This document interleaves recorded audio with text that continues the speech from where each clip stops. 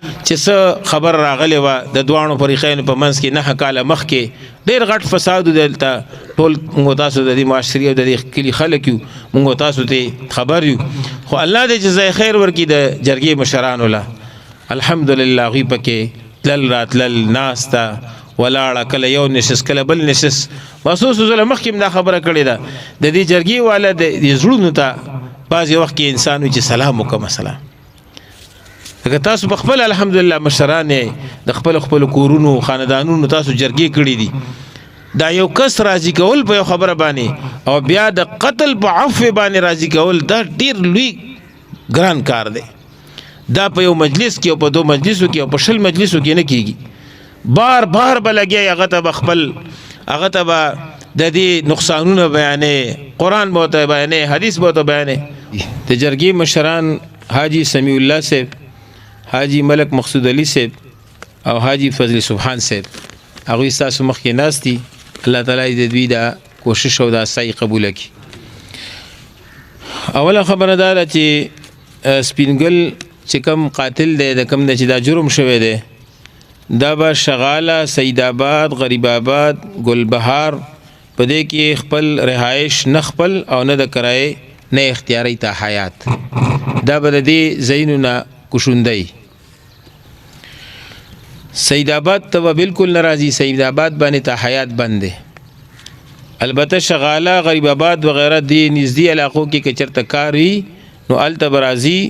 راتلی شي اجازت دی ورته لیکن واپس به زر خپل د دې ځایونو نه وځي ایسارېږي به دلته نه سپین ګل به د جرګې د فیصلې مطابق 10 لک روپۍ نغدې د پټۍ په طور باندې فریق دوم ته حواله کوي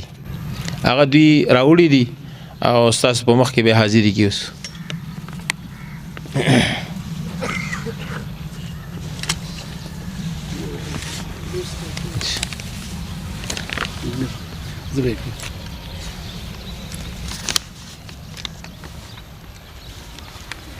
دا 10 लाख रुपए माल जगह पंबख जुदा परे हुए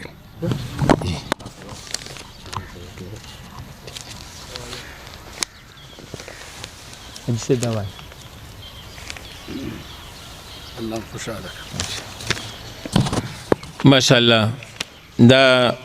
اجر اسرائیل خان صاحب د خپل وسی ظرفي او د لوی ظرف مظاهره وکړه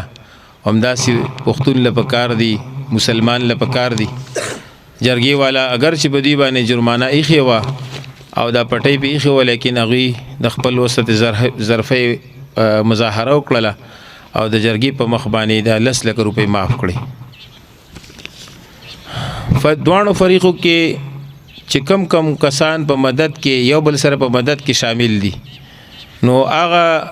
ټول کسان په دې صلح کې شامل دي او د دې قرآن او قسم د لاندې هغوی شامل دي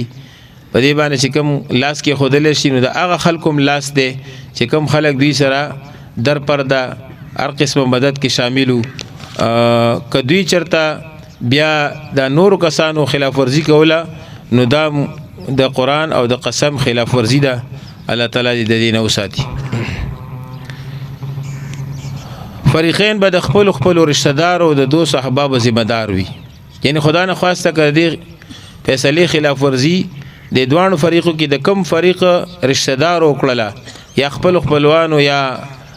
دوست احباب وکړله نو ذمہوار به دا فریقین وي د دوانو فریقو د طرف نه ذمہواران د فریق اول د طرف نه سیارګل ولد پشمګل بارام خان ولد نور علي او د دې دویم فریق د طرف نه عنایت الرحمن ولد حاجی اسرائیل خان او وارث خان ولد حاجی محمد صاحب دا دوانه با دا سلور وانه با د دوانو فریقو د طرف نه ذمہوار وي داري خبره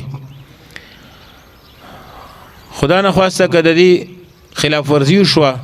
د جرمانه په تور باندې با هغه فریق 10 لک روپۍ به حق جرګه هغه جرمانه وي او 10 لک روپۍ نقد به جرګې ته ادا کوي آینده کدي دوانو فریقو کې هر فریق ته خبر راتله یا د دوی فریقینو چې کوم رشتہ دار دي دوست احباب دي اره خبره چې راتله نو برای راست به د خپل فریق نه داغي ته پوس نه کوي بلکې ذمہواران سره به خپل رابطه ساتي او یا د جرګې مشران دی الله ژوندي لري دوی سره به رابطه ساتي په خپله به یو بل سره هېڅ قسم تعارض نه کوي. عبدالرحمن او شمس الرحمن په منځ کې کوم دا دیرونه دشمني وه د نښو کالو زړه